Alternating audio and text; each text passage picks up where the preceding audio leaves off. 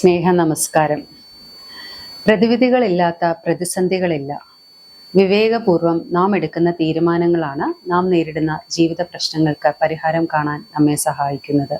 ഒരിക്കൽ ഒരു രാജ്യത്ത് ധനികനായ ഒരു വ്യാപാരി ജീവിച്ചിരുന്നു. അയാളുടെ മകളാകട്ടെ ബുദ്ധിമതിയും സുന്ദരിയുമായ ഒരു യുവതിയായിരുന്നു.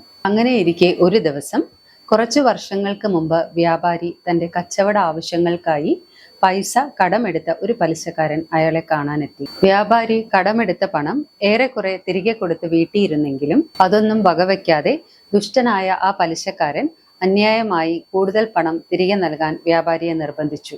തൽക്കാലം അത് തിരികെ തരാൻ നിർവാഹമില്ല എന്ന് പറഞ്ഞ വ്യാപാരിയുടെ മുന്നിൽ അയാൾ ഒരു നിബന്ധന വെച്ചു. സുന്ദരിയായ വ്യാപാരിയുടെ മകളെ തനിക്ക് വിവാഹം ചെയ്ത് തരാമെങ്കിൽ പലിശയ്ക്കെടുത്ത പണം തിരികെ തരണ്ട എന്നതായിരുന്നു ആ നിബന്ധന.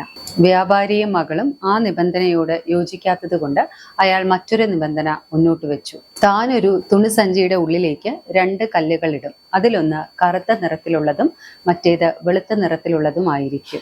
വ്യാപാരിയുടെ മകൾ കണ്ണടച്ചു വെച്ചതിന് ശേഷം ആ സഞ്ചിയിൽ നിന്നും ഒരു കല്ലെടുക്കണം. എടുക്കുന്ന കല്ല് വെള്ള നിറമുള്ളതായാൽ വ്യാപാരി പണം തിരികെ കൊടുക്കുകയും വേണ്ട, വ്യാപാരിയുടെ മകൾ പലിശക്കാരന് വിവാഹം ചെയ്യുകയും വേണ്ട. എന്നാൽ സഞ്ചിയിൽ നിന്ന് എടുക്കുന്നത് കറുത്ത കല്ലാണെങ്കിൽ വ്യാപാരി പണം തിരികെ നൽകണ്ട, പക്ഷെ പകരം മകൾ പലിശക്കാരനെ വിവാഹം കഴിക്കണം. മനസ്സില്ലാ മനസ്സോടെയാണെങ്കിലും വ്യാപാരിയും മകളും പലിശക്കാരന്റെ ഈ നിബന്ധന അംഗീകരിച്ചു. സൂത്രശാലിയായ പലിശക്കാരൻ അപ്പോൾ തന്നെ സഞ്ചിയിലേക്ക് 2 കല്ലുകൾ എടുത്തിട്ടു. പക്ഷേ അയാൾ എടുത്തിട്ട 2 കല്ലുകളും കറുത്ത നിറത്തിലുള്ളവയായിരുന്നു. എന്നാൽ പലിശക്കാരന്റെ ഈ കുബുദ്ധി വ്യാപാരിയുടെ മകളുടെ ശ്രദ്ധയിൽപ്പെട്ടിരുന്നു. കണ്ണുമടച്ച് സഞ്ചിയിൽ നിന്നൊരു കല്ലെടുക്കുവാൻ പലിശക്കാരൻ ആവശ്യപ്പെട്ടപ്പോൾ വ്യാപാരിയുടെ മകൾ അത്തരത്തിൽ കല്ലെടുക്കുകയും ഉടനെ തന്നെ അബദ്ധവശാൽ എന്ന വണ്ണം അത് നിലത്തേക്കിടുകയും ചെയ്തു. എന്നിട്ട് പലിശക്കാരനോട് ഇങ്ങനെ പറഞ്ഞു: താങ്കൾ എന്നോട് ക്ഷമിക്കണം.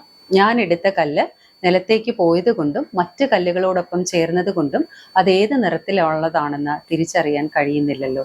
എന്നാൽ പിന്നെ സഞ്ചിയിൽ ബാക്കിയുള്ള കല്ലിന്റെ നിറം നോക്കിയാൽ ഞാൻ എടുത്ത കല്ലിന്റെ നിറം കണ്ടുപിടിക്കാനാകുമല്ലോ.